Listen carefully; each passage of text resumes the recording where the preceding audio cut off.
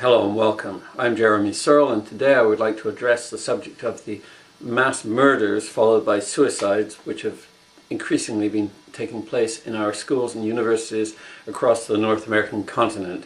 What can we do about this, and what role has the media, whether it be newspaper, radio or television or other, played in effectively encouraging these sort of mass murders?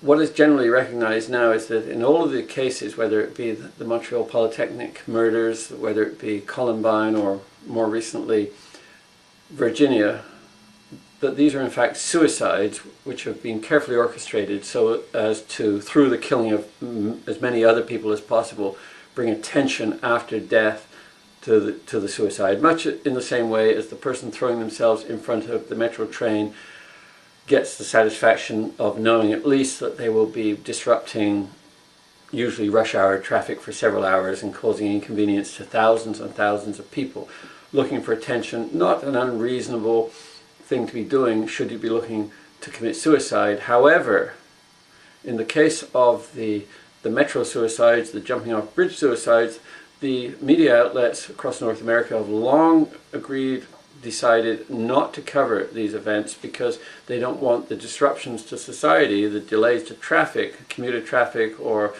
subway train traffic essentially, to be repeated by other people committing suicide. People will still commit suicide, but they're less likely to use these particular venues if there's no guaranteed afterglow of minor immortality through media coverage.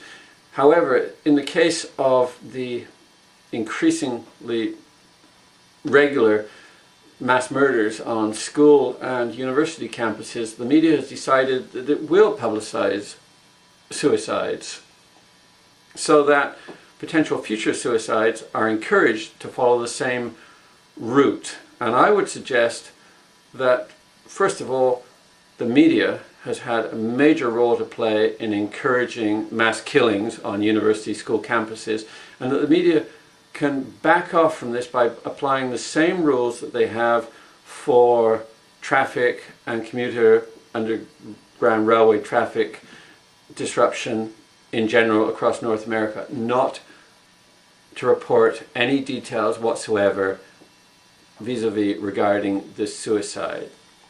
In the case of mass murders on university campuses, this would have no effect on reporting the damage done to the victims, but rather in the manner that many ancient Egyptian pharaohs took to erase the names of their predecessors. I believe that the best thing that society can do, and the media in particular, to prevent copycat killings by suicides of this sort, the horror of it, is to erase the names of the killers.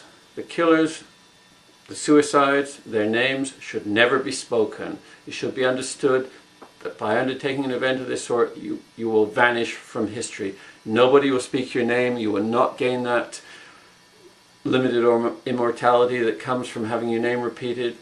Please, whether you be newspaper outlets, radio or television, stop reporting on the suicides. Their photos should not be reprinted or broadcast.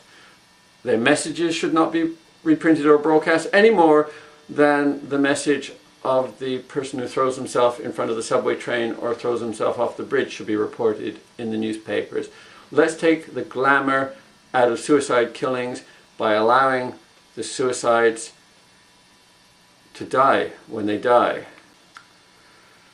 Something to consider, and thank you for participating today. Good day to you.